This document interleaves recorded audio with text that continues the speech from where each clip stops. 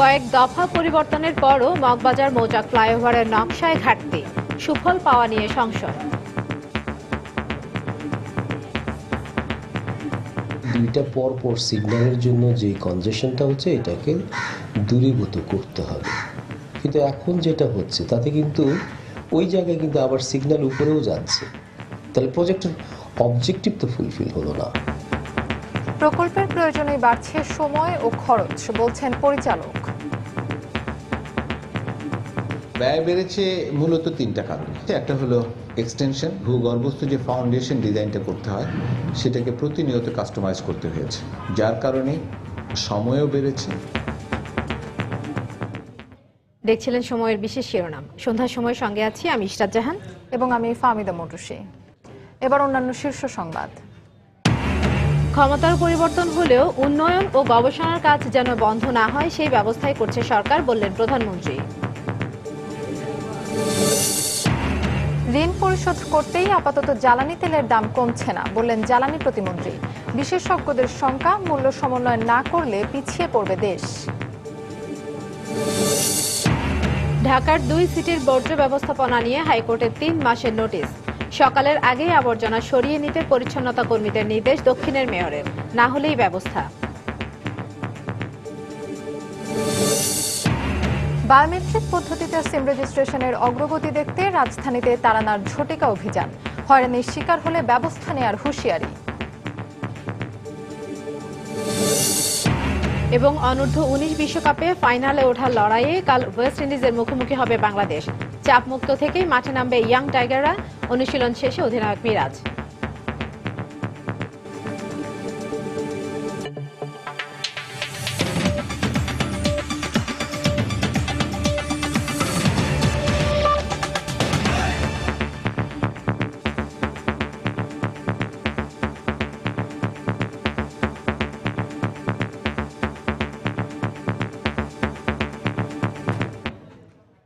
নির্মাণ কাজ যতই এগুচ্ছে, মগবাজার মৌচাক ফ্লাইওভার নিয়ে ততই যেন বাড়ছে বিতর্ক। যানজট নিরসনের জন্য এই ফ্লাইওভারের পরিকল্পনা হলেও নকশার বিভিন্ন ঘাটতির কারণে তা কতটুকু সম্ভব হবে তা নিয়ে সন্দিহান বিশ্লেষকরা। তবে প্রকল্প সংশ্লিষ্টরা তা আমলে না নিয়ে বলছেন এই ফ্লাইওভার থেকে সর্বোচ্চ সুবিধাই পাবে নগরবাসী। একই সঙ্গে দফায় দফায় প্রকল্পের মেয়াদ ও ব্যয় বৃদ্ধি নিয়ে প্রশ্ন উঠলেও পরিচালক বলছেন প্রকল্পের প্রয়োজনেই তা বাড়ানো হয়েছে। তাফসির বাবুর রিপোর্ট। বহুল আলোচিত মগবাজার মৌচাক ফ্লাইওভারের নির্মাণ কাজের অগ্রগতি এখন দৃশ্যমান। তবে নির্মাণের এই পর্যায়ে এসে ফ্লাইওভারের বেশ কিছু সীমাবদ্ধতা নিয়ে নতুন করে শুরু হয়েছে আলোচনা। মগবাজার মৌচাক ফ্লাইওভারের এই অংশটি রাজধানীর শান্তিনগর, রাজারবাগ থেকে মৌচাক মালিবাগ হয়ে এই মগবাজার মোড়ের উপর দিয়ে সোজা গিয়ে নেমেছে বাংলা মোটরে। তবে এই ফ্লাইওভারটিতে এই মগবাজার চৌরাস্তায় এসে ডানে মোড় নিয়ে তেজগাঁও অভিমুখে যাওয়ার কোনো ব্যবস্থা না থাকায় আদতে একবার যেসব গাড়ি এই ফ্লাইওভারে উঠবে তাদের সবগুলোকে গিয়ে নামতে হবে বাংলা মোটরে।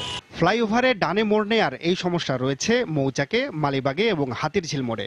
এছাড়া পুরো ফ্লাইওভারেই আরও কয়েকটি স্থানে অন্তত 10টি রাইট টার্নের সুযোগ না থাকায় বিড়ম্বনায় পড়বে ফ্লাইওভারে ওঠা যানবাহনগুলো। মৌচাক এবং মালিবাগে দুইটা পর সিগন্যালের জন্য যে কনজেশনটা হচ্ছে এটাকে দূরীভূত করতে হবে, কিন্তু এখন যেটা হচ্ছে তাতে কিন্তু ওই জায়গায় কিন্তু আবার সিগন্যাল উপরেও যাচ্ছে, তাহলে প্রজেক্টের অবজেক্টিভ তো ফুলফিল হলো না। এক্ষেত্রে প্রকল্প পরিচালক বলছেন ব্যস্ত শহরে জায়গার অভাবে ডানে মোড় নেয়ার ব্যবস্থা করা যায়নি। তবে এর সঙ্গে ভিন্নমত পোষণ করেছেন বিশ্লেষকরা। যেখানে ইচ্ছা সেখানেই আপনি ধরেন রাইট টার্ন দেওয়ার সুযোগ কম, সেক্ষেত্রে হিউজ এলাকা লাগবে। আমি একটা ফ্লাইওভার করব, নিচের রাস্তার আমি যানজট কমাতে চাই, তাহলে রাইট টার্নগুলিকে কমফোর্ট দিয়ে উপরে নিয়ে যাই, তাহলে কি হবে, উত্তর দক্ষিণে চলবে একটা সিগনালে, পূর্ব পশ্চিম চলবে আরেকটা সিগনালে, তাহলে গ্যাপ ক্যাপাসিটি হয়ে যাবে ডাবল হয়ে গেলেই নিচের রাস্তা হালকা পাতলা হয়ে যায়। এদিকে বারবার ব্যয় ও মেয়াদ বৃদ্ধি নিয়ে প্রকল্প সংশ্লিষ্টরা সমালোচনার মুখে পড়লেও এই কর্মকর্তা বলছেন ভূমিকম্প নিরোধক প্রযুক্তির সংযোজন সহ ফ্লাইওভারের প্রয়োজনেই ব্যয় বেড়েছে। আমরা ভূমিকম্প সহনীয় করার জন্য আমরা শক ট্রান্সমিশন ইউনিট ব্যবহার করছি। মগবাজার এবং মৌচাক এটা যানজটের জন্য ঢাকা শহরে দীর্ঘদিন যাবৎ বিখ্যাত, সেই দুর্নামটা হয়তো ঘুষবে ইনশাল্লাহ। তাফসির বাবু, সময় সংবাদ, ঢাকা। ঢাকার যানজট সমাধানে এখনই জোড় বিজোড় নম্বর হিসেবে রাস্তায় গাড়ি নামানোর সরকারের কোনো পরিকল্পনা নেই বলে জানিয়েছেন সড়ক পরিবহন ও সেতুমন্ত্রী ওবায়দুল কাদের। সকালে খিলক্ষেতে এলিভেটেড এক্সপ্রেসওয়ের নির্মাণ কাজ পরিদর্শন করতে গিয়ে তিনি একথা বলেন। যানজট নিরসনে 2020 সালে 20 কিলোমিটার দৈর্ঘ্যের এ প্রকল্প উদ্বোধন করার কথা থাকলেও তা 2019 সালেই চালু করা যাবে বলে জানান মন্ত্রী। টার্গেট হচ্ছে 2020 যেভাবে কাজ এগিয়ে চলছে তাতে আমরা 2019 সালের মধ্যে কাজটি সম্পন্ন করার প্রস্তুতি নিয়ে এগিয়ে যাচ্ছি। মোট 810টা পাইলিং হবে। এর মধ্যে এ পর্যন্ত প্রগ্রেস হলো 10%। এই প্রকল্পের ব্যয় 8,900 কোটি টাকা। অলমোস্ট এটা রেল লাইনের উপর দিয়ে যাবে। কাজে এলিভেটেড এক্সপ্রেসওয়ে নিয়ে যানজটের কোনো আশঙ্কা থাকবে না।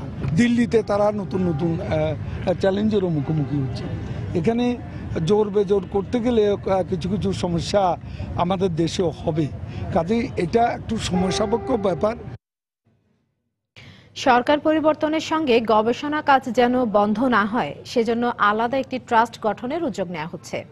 একথা জানিয়ে প্রধানমন্ত্রী শেখ হাসিনা বলেছেন, 2001 সালের ক্ষমতা পরিবর্তনের অভিজ্ঞতা থেকে দেখা গেছে সেই সময়ের অনেক ভালো কাজ বন্ধ করে দিয়েছিল পরবর্তী সরকার। পৃথিবীতে মানুষ বাড়ছে, সম্পদ কমছে, পরিবর্তন ঘটছে জলবায়ুর। অতিরিক্ত মানুষের জন্য চাই অতিরিক্ত খাদ্য। পাশাপাশি পরিবর্তিত পরিস্থিতিতে পৃথিবীকে বাসযোগ্য রাখাও এখন বড় চ্যালেঞ্জ। এ সব কিছুর জন্যই প্রয়োজন গবেষণার। আর বাংলাদেশের মতো উন্নয়নের পথে হাঁটতে থাকা দেশগুলোর জন্য প্রয়োজন দক্ষ প্রযুক্তিবিদ, যোগ্যতা সম্পন্ন বিজ্ঞানী এবং গবেষক। এমন তাগিদ থেকেই বাংলাদেশে ব্যয় বাড়ানো হয়েছে গবেষণায়। গবেষকদের অনুদান প্রদান অনুষ্ঠানে প্রধানমন্ত্রী বলেন, তাদের হতে হবে নৈতিক চেতনাবোধ সম্পন্ন। অত্যন্ত দুর্ভাগ্যের বিষয়, যখন সকলে বিদেশে যে গবেষণা করছে, ঠিক 2001 সালে বিএনপি জামাত জোট ক্ষমতা এসে সেগুলি বন্ধ করে দেয়। আমি আশা করি ভবিষ্যতে আর তা হবে না। সেই জন্য আজকে বঙ্গবন্ধু ফেলোশিপ যেটা আমরা দিচ্ছি, এটা আমরা একটা ট্রাস্ট করে দেবো। এখন আমি অনেক সতর্ক, কারণ আমার অভিজ্ঞতা আছে যে ভালো কাজ করে গেলেও যদি সরকার পরিবর্তন আর সেই সরকার যদি তাদের যদি দেশপ্রেম না থাকে, দেশের মানুষের প্রতি যদি তাদের কোনো দায়িত্ববোধ না থাকে, তারা যে কোনো সময় যে কিছু বন্ধ করে দিতে পারে। শেখ হাসিনা বলেন, দেশপ্রেম থাকলে অনেক অসাধ্যই সাধন করা সম্ভব। তিনি বলেন, দেশপ্রেমের শক্তিতেই মোকাবেলা করা সম্ভব হয়েছে পদ্মা সেতু নিয়ে দেশি বিদেশি সব ধরনের ষড়যন্ত্র। আমি মনে করি যে বাংলাদেশের ইতিহাসে এটা একটা টার্নিং পয়েন্ট। আগে যারা বাংলাদেশকে তুচ্ছ চাচ্ছিল করতো আর মনে করতো বাংলাদেশ খালি ভিক্ষা চেয়ে চলবে, এখন তারা দেখেছেন না, বাংলাদেশ তা নয়। 2021 সালের আগে আমরা মধ্য আয়ের দেশে উন্নীত হব। আমরা আমাদের বর্তমানকে উৎসর্গ করেছি আমাদের ভবিষ্যৎ ছেলে মেয়েদের জন্য, যেন তারা অন্তত আমাদের মতো কষ্ট ভোগ করতে না হয়, তারা যেন সুন্দর জীবন পায়। বিজ্ঞান ও তথ্য প্রযুক্তি গবেষণায় 2010 সাল থেকে এ পর্যন্ত 2 শতাধিক গবেষককে প্রায় 86 কোটি টাকা অনুদান হিসেবে দেওয়া হয়েছে বঙ্গবন্ধু ফেলোশিপের আওতায়। আর গবেষণা অনুদান এবং ফেলোশিপ হিসেবে 100 কোটি টাকারও বেশি ব্যয় করেছে বিজ্ঞান ও তথ্য প্রযুক্তি মন্ত্রণালয়। শাহ আলী জয়, সময় সংবাদ, ঢাকা। পার্বত্য শান্তি চুক্তির অধিকাংশ ধারা পূর্ণ বাস্তবায়িত হয়েছে বলে জানিয়েছেন প্রধানমন্ত্রী শেখ হাসিনা। সংসদে প্রশ্নোত্তর পর্বে তিনি বলেন, যে ধারাগুলো এখনো বাস্তবায়ন হয়নি সেগুলো বাস্তবায়নের প্রক্রিয়া শুরু হয়েছে। তিনি বলেন, চুক্তি অনুযায়ী এরই মধ্যে পার্বত্য এলাকা থেকে 232টি সেনা ক্যাম্পের মধ্যে 119টি প্রত্যাহার করা হয়েছে। চুক্তি স্বাক্ষরোত্তর কালে সমগ্র পার্বত্য অঞ্চল জুড়ে শান্তি প্রতিষ্ঠার পাশাপাশি সুষ্ঠু অর্থনৈতিক ও রাজনৈতিক বিকাশ লাভ যথেষ্ট বেগবান হয়েছে, যা অদ্যাবধি চলমান। এরই ধারাবাহিকতায় আজ পর্যন্ত শান্তি চুক্তির অধিকাংশ ধারা পূর্ণ বাস্তবায়ন করা হয়েছে অথবা বাস্তবায়নের প্রক্রিয়াধীন রয়েছে। যে ধারাগুলো এখনো বাস্তবায়িত হয়নি সেগুলো দ্রুত বাস্তবায়নে আমরা আন্তরিকতার সাথে কাজ করে যাচ্ছি। শান্তি চুক্তি স্বাক্ষরকালীন সময় 232টি অস্থায়ী সেনা ক্যাম্প থেকে গত 17 বছরে 119টা ক্যাম্প প্রত্যাহার করা হয়েছে। বাকি সেনা ক্যাম্প কয়েকটি ধাপে প্রত্যাহার করা হবে। দেশের বাজারে জ্বালানি তেলের দাম আপাতত কমছে না বলে আবারও জানালেন বিদ্যুৎ ও জ্বালানি প্রতিমন্ত্রী। সময় সংবাদকে দেয়া সাক্ষাৎকারে প্রতিমন্ত্রী জানান, অর্থ মন্ত্রণালয়ের কাছে বিপিসির ঋণ পরিশোধ করতে গিয়েই কমানো যাচ্ছে না দাম। তিনি জানান, তেল বিক্রি থেকে লাভের টাকা অবকাঠামো উন্নয়নে ব্যয় করার কথা ভাবছে সরকার। বিশেষজ্ঞদের আশঙ্কা, বিশ্ববাজারের সঙ্গে দামের সমন্বয় করা না হলে পিছিয়ে পড়বে দেশ। দেবাশিস রায়ের রিপোর্ট। গেল কমাস ধরে বিশ্ববাজারে দফায় দফায় জ্বালানি তেলের দাম কমার হার বিগত কয়েক যুগের হিসেবকে ছাড়িয়ে গেছে। তবে বাংলাদেশের বাজারে এখনো কমানো হয়নি তেলের দাম। এতে অতিরিক্ত অর্থ খরচ করেই মিটছে জ্বালানি চাহিদা। কেন কমছে না জ্বালানি তেলের দাম? এমন প্রশ্নের জবাবে বিদ্যুৎ ও জ্বালানি প্রতিমন্ত্রী জানিয়েছেন, অর্থ মন্ত্রণালয়ের কাছে বাংলাদেশ পেট্রোলিয়াম কর্পোরেশনের দেনা পরিশোধ করতে গিয়েই কমানো যাচ্ছে না দাম। একটা জিনিস হলো ভর্তুকি অ্যাডজাস্টমেন্ট করছি আমরা, যে লোনটাকে অ্যাডজাস্টমেন্ট করছি, এনবিআর ট্যাক্স পাবে সেগুলো অ্যাডজাস্টমেন্ট করছি। এগুলো তো আমরা দিতে পারিনি, বিকজ তখন তো আমাদের লসে ছিলাম আমরা। তেল থেকে লাভের এই টাকা অবকাঠামো নির্মাণে ব্যয় করার কথাও জানিয়েছেন তিনি। এখন যে টাকাটা আমাদের অতিরিক্ত আসছে, সেই টাকাটা দিয়ে কি আমরা যদি ইনফ্রাস্ট্রাকচারে খরচ করি, সেটা বরং ডাইরেক্টলি বেনিফিটেড করবে সাধারণ মানুষকে। জ্বালানি বিশেষজ্ঞদের অভিযোগ, ভর্তুকি অথবা ঋণ এই বিতর্ক নিরসন করতে সরকারের সুনির্দিষ্ট কোনো জ্বালানি মূল্যনীতি নেই। ভর্তুকিকে ঋণ বলা যায় না, ঋণকে ভর্তুকি বলা যায় না, এটা সহজ। জ্বালানি খাতে ঋণের কোনো অস্তিত্ব নেই। এখন ঋণের অস্তিত্ব আবিষ্কার করা হচ্ছে। এই সাংঘর্ষিক অবস্থা দিয়ে জনগণের মধ্যে সরকার শুধু অনাস্থায় কুড়িয়েছে। এই যে সরকার বলছে যে আমাদের যে লস হয়েছে সেটা আমরা এখন কভার করব, আর পরে যদি দাম বেড়ে যায় আমরা সাবসিডি দেব। এই যে একটা অ্যাডমিনিস্ট্রেশন অফ প্রাইস, এটা একটা ফর্মুলার মধ্যে তো করা উচিত, কিন্তু সরকারের কোনো ফর্মুলা নাই। আন্তর্জাতিক বাজারের সঙ্গে মূল্য সমন্বয় না করলে প্রতিযোগিতায় দেশ পিছিয়ে পড়ার আশঙ্কা থেকে যায় বলেও মত তাদের। এটা একটা খুব ভালো সময়, সরকার যদি দামটা কমিয়ে মার্কেটের উপরে ছেড়ে দেয়, পরে যদি বাড়ে তাহলে সরকারের আর কখনো দায়িত্ব থাকবে না। সরকার যেই প্রাইসিং পলিসি ফলো করছে এটা অত্যন্ত ভুল। ন্যায় ও ন্যায্যতার ভিত্তিতেই জ্বালানি খাত চলতে হবে, আদারওয়াইজ এটা বিভ্রান্তির মূল্য জাতিকে বা দেশকে, জনগণকে নানাভাবে দিতে হবে। আগামীতে তেলের বাজার নিয়ন্ত্রণ ও নিরাপদ রাখতে বাংলাদেশ পেট্রোলিয়াম কর্পোরেশনকে একটি আপৎকালীন তহবিল গঠনেরও পরামর্শ দিয়েছেন জ্বালানি বিশেষজ্ঞরা। দেবাশিস রায়, সময় সংবাদ, ঢাকা। সরকারি সুযোগ সুবিধা নিয়ে হাইকোর্ট বিভাগের অবসরপ্রাপ্ত বিচারপতি নজরুল ইসলাম চৌধুরীর যুদ্ধাপরাধী মীর কাসেমের পক্ষে মামলা পরিচালনা নিয়ে চলছে বিতর্ক। অ্যাটর্নি জেনারেল মনে করেন, রাষ্ট্রের সুবিধা ভোগ করে যুদ্ধ অপরাধীর পক্ষে মামলা পরিচালনা অনৈতিক। একই মত আইন বিশেষজ্ঞ ব্যারিস্টার শফিক আহমেদের। অবসরপ্রাপ্ত ও বর্তমান বিচারপতিরা সরকারি সুযোগ সুবিধার অপব্যবহার থেকে বিরত থাকবেন, এমনটাই প্রত্যাশা করেন প্রধান বিচারপতি। মানবতাবিরোধী অপরাধে মৃত্যুদণ্ডপ্রাপ্ত জামায়াত নেতা মীর কাসেম আলীর পক্ষে মামলা পরিচালনা করছেন হাইকোর্ট বিভাগের অবসরপ্রাপ্ত বিচারপতি নজরুল ইসলাম চৌধুরী, যিনি গত 12 ডিসেম্বর অবসরে যান এবং বাড়ি গাড়ি ও নিরাপত্তা সহ সরকারি সব ধরনের সুযোগ সুবিধা ভোগ করছেন। প্রশ্ন উঠেছে, রাষ্ট্রীয় সুবিধা নিয়ে যুদ্ধাপরাধীদের পক্ষে মামলা পরিচালনা কতটা ন্যায়সঙ্গত। অ্যাটর্নি জেনারেল মনে করেন, এটা একেবারে অনৈতিক।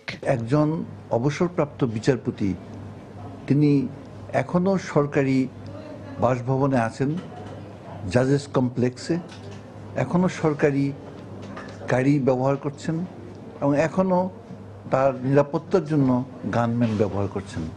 এই অবস্থায় তিনি যদি একজন আইনজীবী হিসাবে আদালতে উপস্থিত হন, সেক্ষেত্রে এটা হবে চরম নৈতিকতা বিরোধী। সাবেক আইনমন্ত্রীর মত, সরকারি সুবিধাভোগী হাইকোর্টের অবসরপ্রাপ্ত বিচারপতিদের মামলা পরিচালনার কোনো নীতিমালা না থাকায় এর অপব্যবহার হচ্ছে। যদি এমন দেখা যায় রাষ্ট্রের সুযোগ সুবিধাও নিচ্ছেন, আবার রাষ্ট্রের বিরুদ্ধে উনি আইন পেশা ব্যবহার করছেন, সেটা নৈতিকভাবে বা বার কাউন্সিলের আইনও এটা নিষিদ্ধ আছে। যদিও মীর কাসেম আলীর আইনজীবীর মত, আইন অনুযায়ী তিনি কাসেমের পক্ষে দাঁড়িয়েছেন। সরকারি বাড়ি এবং সরকারি গাড়ি ব্যবহার করে এর অপব্যবহার আমি কোনোদিন হইতে আগেও দেই নাই, এখনো হইতে দিচ্ছি না। এইটা আইনে আমাকে এলাও করে, এই জন্য আমি করি।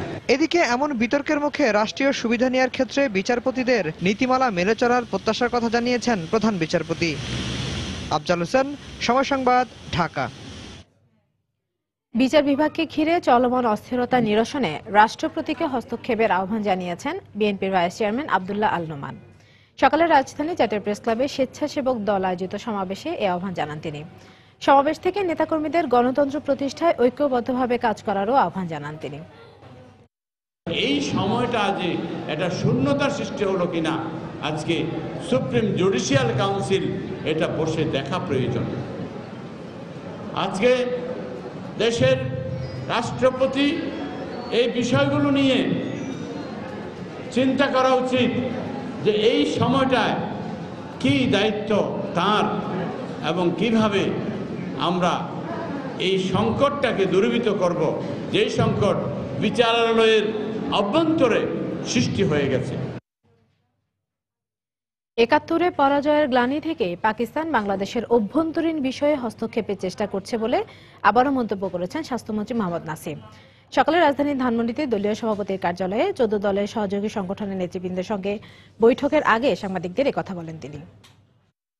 ৭১ পরাজয়ের গ্লানি পাকিস্তান ভুলতে পারে নাই। এই গ্লানি ধারণ করে তারা বাংলাদেশের ব্যাপারে আভ্যন্তরীণ ব্যাপারে হস্তক্ষেপ করবে কেন? তাকে প্রকারান্ত বক্তব্য দিয়ে সহায়তা করছে বেগম খালেদা জিয়া এবং তার দল। আন্তর্জাতিক মান বজায় রেখে যে বিচারগুলো হচ্ছে তখন তাদের ক্ষোভ প্রকাশের জন্য তারা একের পর এক অকূটনৈতিক স্বরূপ আচরণ তারা করছে। এই মানবতান্ত্রিক কর্মসূচি পাকিস্তানের অশুভ ষড়যন্ত্রের বিরুদ্ধে, পাকিস্তানের এজেন্ট এই দেশের এজেন্ট বেগম খালেদা জিয়ার তাদের অশুভ চক্রান্তের বিরুদ্ধে। সম্প্রতিকালে বেগম খালেদা জিয়া ৩০ লক্ষ শহীদদেরকে নিয়ে কটাক্ষ করে বক্তব্য দিয়ে পাকিস্তানের পক্ষে অবস্থান নিয়ে দেশবাসীর কাছে প্রমাণ করেছেন যে তারা ওই অশুভ চক্রান্তের সঙ্গে যুক্ত আছেন। সন্ধ্যার সময় আরো থাকছে। শেরপুরে চিতাবাঘের আক্রমণে শ্রীবর্দী পৌর মেয়র সহ ৩ জন আহত, বাঘটিকে পিটিয়ে মারল উত্তেজিত জনতা।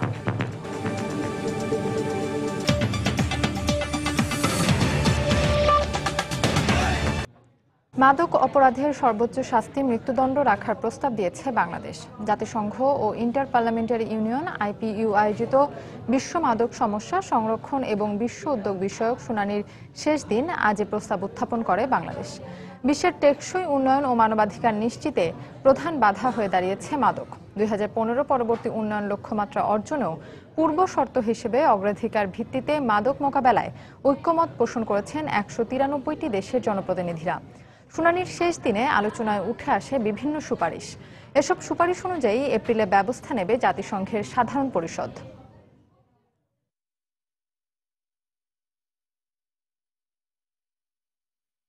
impediment in achieving SDG.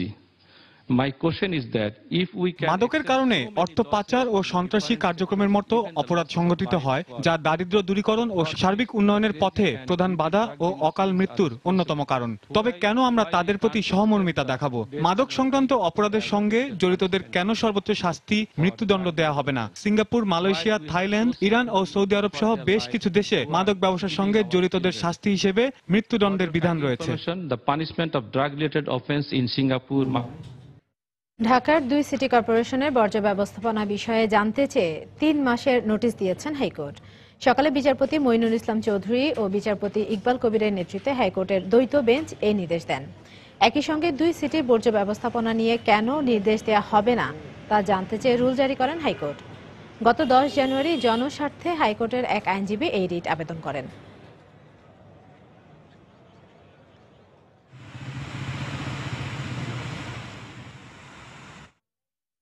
সন্ধ্যার পর থেকে সকাল 7টার মধ্যে ঢাকা শহরের আবর্জনা সরিয়ে নিতে পরিচ্ছন্নতা কর্মীদের নির্দেশ দিয়েছেন ঢাকা দক্ষিণ সিটি কর্পোরেশনের মেয়র সাইদ খোকন। নির্দেশ মানা না হলে শাস্তিমূলক ব্যবস্থা নেওয়া হবে বলেও জানিয়েছেন মেয়র। সকালে নগর ভবনে লোকেশন ট্র্যাকিং সিস্টেমের উদ্বোধন করেন মেয়র। এই সিস্টেমের আওতায় জানা যাবে পরিচ্ছন্নতা কর্মীদের কাজের গতিবিধি। রাজধানী পরিবেশ রক্ষায় আরও মনোযোগী হতে দক্ষিণ সিটি কর্পোরেশনের প্রায় 5,500 কর্মীর প্রতি আহ্বান জানান তিনি। নগরবাসীকে আরও সচেতন হওয়ারও তাগিদ দেন তিনি।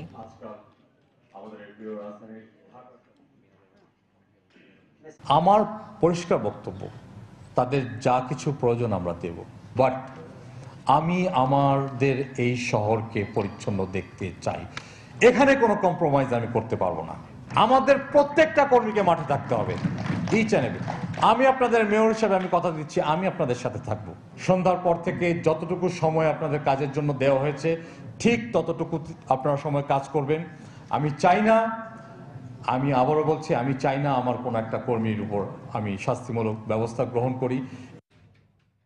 সন্ধ্যার সময় আরো থাকছে। দক্ষিণ এশিয়ান গেমসে 50 মিটার ফ্রি পিস্তলে দেশের হয়ে চতুর্থ সোনা জিতলেন শাকিল আহমেদ।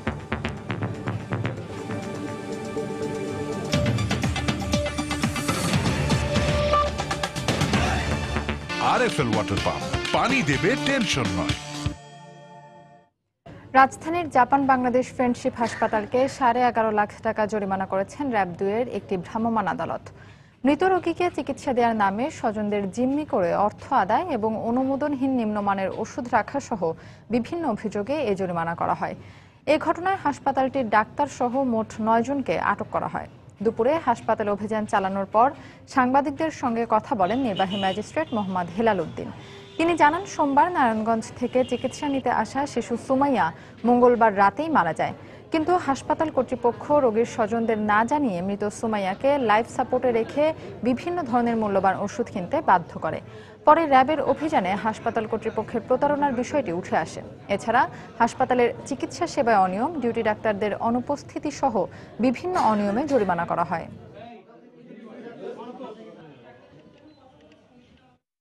আমাদের ডিজি হেলথের যিনি প্রতিনিধি আছেন ডক্টর শাহজাহান সাহেব, তিনি আসলেন, এসে উনি চেক করে দেখলেন যে রুগী অলরেডি ডেড। কোথায় কখন উনি মারা গিয়েছেন তার যে ফাইল, সে ফাইল দেখে উনি কনফার্ম হন বা উনি আমাদেরকে জানিয়েছেন যে এটা 9 তারিখে এর কোনো একটা সময়ে রুগীর মারা যাওয়ার, বিশেষ করে ক্লিনিক্যালি ডেথের রেকর্ড ওখানে আছে। ক্লিনিক্যালি ডেড সেই রুগীকেও আইসিইউতে সাপোর্ট দিয়ে রাখা এবং তার গার্ডিয়ানকে না জানানো, এবং একই সঙ্গে আরও একজন আইসিইউতে রুগী যিনি বলছেন যে গত 3 দিন যাবত তিনি চেষ্টা করছেন এখান থেকে রুগী নিয়ে যাওয়ার জন্য, কিন্তু তারা রিলিজ দিচ্ছে না। টোটাল অভিযোগের ভিত্তিতে আমরা মোট 11,50,000 টাকা জরিমানা করা হয়েছে। অনাদায়ে প্রত্যেককে 1 মাস থেকে 3 মাস পর্যন্ত কারাদণ্ড প্রদান করা হয়েছে।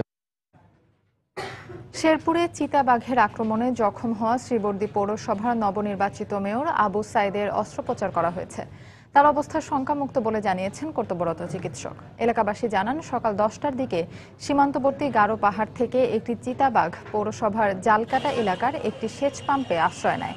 খবর পেয়ে পৌরসভার মেয়র আবু সাইদ এলাকাবাসীকে সঙ্গে নিয়ে বাঘটিকে তাড়াতে যায়। এ সময় বাঘটি মেয়রের মাথা ও কান কামড়ে দেয়। এতে মারাত্মক জখম হন তিনি। প্রথমে তাকে উদ্ধার করে শ্রীবর্দী স্বাস্থ্য কমপ্লেক্সে নিয়ে যাওয়া হয়। পরে অবস্থার অবনতি হলে তাকে ময়মনসিংহ মেডিকেল কলেজ হাসপাতালে পাঠানো হয়। মেয়রকে উদ্ধারের সময় স্থানীয় আরও 2 জন আহত হন। এ ঘটনার পর বাঘটিকে পিটিয়ে হত্যা করে উত্তেজিত এলাকাবাসী। বায়োমেট্রিক পদ্ধতিতে সিম রেজিস্ট্রেশনে কোনো গ্রাহক হয়রানির শিকার হলে মোবাইল অপারেটরের বিরুদ্ধে ব্যবস্থা নেওয়ার হুঁশিয়ারি দিয়েছেন ডাক ও টেলিযোগাযোগ প্রতিমন্ত্রী তারানা হালিম। দুপুরে মিরপুরে ঝটিকা অভিযান শেষে একথা বলেন তিনি। বিভিন্ন মোবাইল কোম্পানির কাস্টমার সার্ভিস সেন্টার এবং বায়োমেট্রিক পদ্ধতিতে সিম রেজিস্ট্রেশন করা হয় এমন কয়েকটি সার্ভিস সেন্টার পরিদর্শন করেন তিনি। পাশাপাশি সার্ভিস সেন্টারে আসা সেবা গ্রাহকদের কাছে তাদের অভিযোগের বিষয়েও জানতে চান প্রতিমন্ত্রী। পরিদর্শন শেষে মন্ত্রী জানান, অনিয়ম পাওয়া গেলে কাউকেই ছাড় দেওয়া হবে না। মোবাইল কোর্ট পরিচালনা করার কথাও জানান তিনি।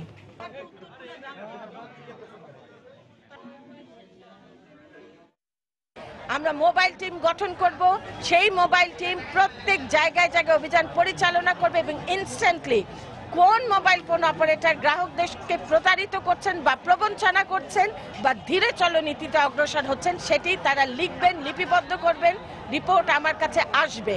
এবং এই জন্য আমি সুস্পষ্টভাবে বলে দিতে চাই যে কোনো রকম অনুকম্পা দেখানোর সুযোগ নেই, কারণ আমরা জনগণের জন্য কাজ করি। একজন জনগণের ভোগান্তিও আমরা মেনে নেব না। যারা মোবাইল ফোন অপারেটর করছেন, ব্যবসা করছেন, আমরা জানি ডিজিটাল বাংলাদেশে তারা আমাদের উন্নয়ন সহযোগী, তাদের উন্নয়ন সহযোগীর মতোই আচরণ করতে হবে। তারা যদি মনে করেন যে বাংলাদেশের মানুষরা জিম্মি হয়ে গেছে, এটা ভুল। রাষ্ট্রপতি অ্যাডভোকেট আব্দুল হামিদের সঙ্গে সাক্ষাৎ করেছে নির্বাচন কমিশন। বিকেল 3:30টায় বঙ্গভবনে প্রধান নির্বাচন কমিশনার কাজী রকিবউদ্দিন আহমেদের নেতৃত্বে 5 সদস্যের একটি প্রতিনিধি দল রাষ্ট্রপতির সঙ্গে দেখা করতে যান। প্রধান নির্বাচন কমিশনারের সঙ্গে নির্বাচন কমিশনার মোবারক হোসেন, আবু হাফিজ, জাবেদ আলী ও নির্বাচন কমিশন সচিব সিরাজুল ইসলাম ছিলেন। আসন্ন ইউপি নির্বাচনের বিষয়ে রাষ্ট্রপতিকে অবহিত করতেই এই সাক্ষাৎ বলে জানানো হয়েছে নির্বাচন কমিশনের পক্ষ থেকে।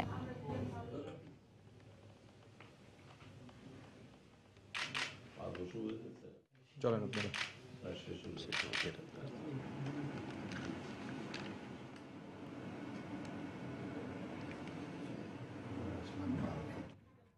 এদিকে স্থগিত হওয়া 10 পৌরসভা নির্বাচনের তফসিল ঘোষণা করা হয়েছে। ভোট গ্রহণ হবে 10 মার্চ, মনোনয়নপত্র জমার শেষ তারিখ 22 ফেব্রুয়ারি, যাচাই বাছাই 24 ও 25 ফেব্রুয়ারি, 4 মার্চ প্রার্থিতা প্রত্যাহার করা যাবে।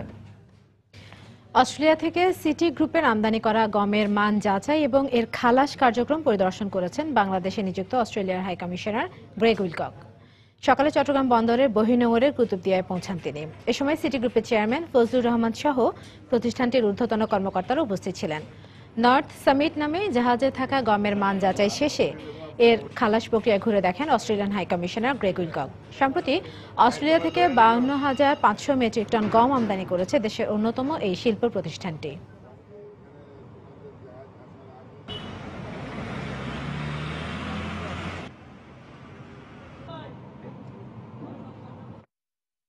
একটা এপিডব্লিউ হুইট কুতুবদিয়াতে আসছে, ব্যাসেল মাদার ব্যাসেল, এটাকে ভিজিট করার জন্য আসছে। কি দেখবেন স্যার বিষয়টা? হুইট কোয়ালিটি এবং ওনাদের দেশের প্রোডাক্ট বাংলাদেশে আসছে এটা দেখার জন্য।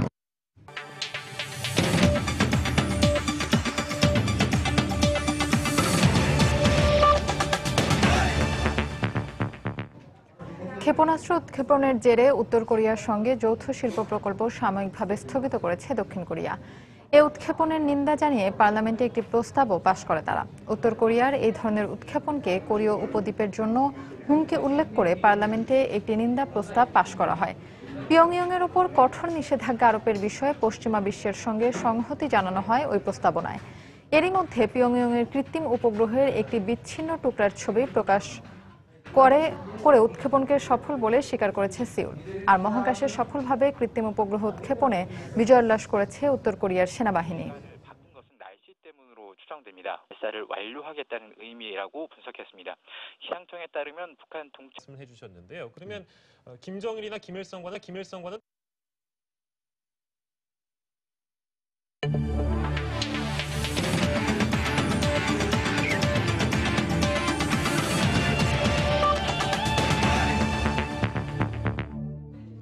আইসিসি অনূর্ধ্ব 19 ক্রিকেট বিশ্বকাপের খবর। দ্বিতীয় সেমিফাইনালে বৃহস্পতিবার মিরপুর শের-ই-বাংলা জাতীয় স্টেডিয়ামে ওয়েস্ট ইন্ডিজের বিপক্ষে মাঠে নামবে স্বাগতিক বাংলাদেশ। সেমিফাইনালের আগে তাই শেষ মুহূর্তে নিজেদের ঝালিয়ে নিয়েছেন মিরাজ শান্তরা। চাপমুক্ত থেকে খেলার প্রত্যয়ে স্বাগতিক অধিনায়ক মেহেদী হাসান মিরাজের। ফাইনালে টিকিট পাওয়া নিয়ে আত্মবিশ্বাসী ক্যারিবীয় অধিনায়কও। একটি জয়, চেনা প্রতিপক্ষ আর আইসিসির কোনো বিশ্ব আসরে প্রথমবারের মতো ফাইনালের মঞ্চে পৌঁছানো, এমন বিষয়গুলোকে সামনে রেখে যুব বিশ্বকাপের দ্বিতীয় সেমিফাইনালে ওয়েস্ট ইন্ডিজের বিপক্ষে মাঠে নামবে বাংলাদেশ। মহারণের আগে মিরপুরের একাডেমিতে প্রায় 2 ঘন্টা ব্যাটিং বোলিং ফিল্ডিংয়ে শেষ মুহূর্তের প্রস্তুতি সেরে নেয় স্বাগতিকরা।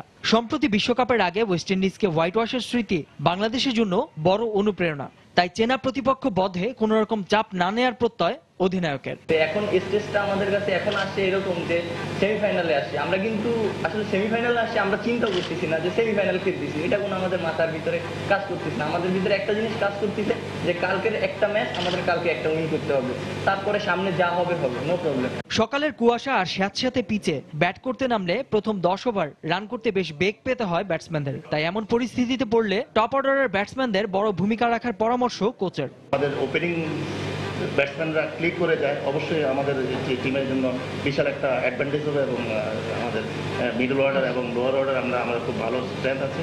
কদিন আগে বাংলাদেশের সঙ্গে হোয়াইট ওয়াশ হবার বাজে অভিজ্ঞতা আছে ওয়েস্ট ইন্ডিজের। তবে এখানকার পরিবেশের সঙ্গে যে তারা ভালোভাবে খাপ খাইয়ে নিয়েছে তার বড় প্রমাণ কোয়ার্টার ফাইনালে পাকিস্তান বধ। তাছাড়া আলজারি জোসেফের মতো প্রতিভাবান পেসারদের কল্যাণে মিরাজদের হারানোর স্বপ্ন দেখছেন ক্যারিবীয় অধিনায়ক।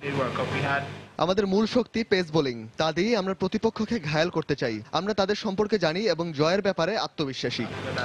শক্তির বিচারে এগিয়ে বাংলাদেশ, তবে ক্যারিবীয়রাও নিশ্চয়ই ছেড়ে কথা বলবে না। সেমিফাইনালের মহারণের আগে মিরাজ শান্তদের বড় অনুপ্রেরণার নাম সাম্প্রতিককালে ওয়ানডে সিরিজে ওয়েস্ট ইন্ডিজকে হোয়াইট ওয়াশ আর চেনা কন্ডিশনে চেনা প্রতিপক্ষ। তবে ভুলে গেলে চলবে না সেমিফাইনাল বলে কথা। তাই প্রতিটি পদক্ষেপ নিতে হবে বেশ ভেবেচিন্তে, আর সুপরিকল্পনা থাকতে হবে ব্যাটিং বোলিং সব ডিপার্টমেন্টে। মিরপুর থেকে নাসির সুলতান, সময় সংবাদ, ঢাকা। এসএ গেমসের খবর। মাবিয়া আর শিলার পর এসএ গেমসের আসর থেকে বাংলাদেশকে চতুর্থ স্বর্ণ উপহার দিলেন শাকিল আহমেদ। আসরের ষষ্ঠ দিনে 50 মিটার ফ্রি পিস্তলে স্বর্ণ জিতেছেন বাংলাদেশ সেনাবাহিনীর শুটার শাকিল। শুটিংয়ে পুরুষদের একক ইভেন্টে 50 মিটার ফ্রি পিস্তলে ভারতীয় প্রতিপক্ষ ওম প্রকাশকে পেছনে ফেলে 187.6 স্কোর করে স্বর্ণ জিতে নেন শাকিল। এছাড়া পুরুষদের দলগত ইভেন্ট 50 মিটার পিস্তলে ব্রোঞ্জ পায় বাংলাদেশ। এই দলেও ছিলেন স্বর্ণজয়ী শাকিল। এদিকে পুরুষদের পাশাপাশি সাফল্য এসেছে নারীদের ইভেন্ট থেকেও। নারীদের দলগত ইভেন্ট 10 মিটার এয়ার রাইফেল এবং 10 মিটার এয়ার পিস্তলে ব্রোঞ্জ জিতেছেন বাংলাদেশের মেয়েরা।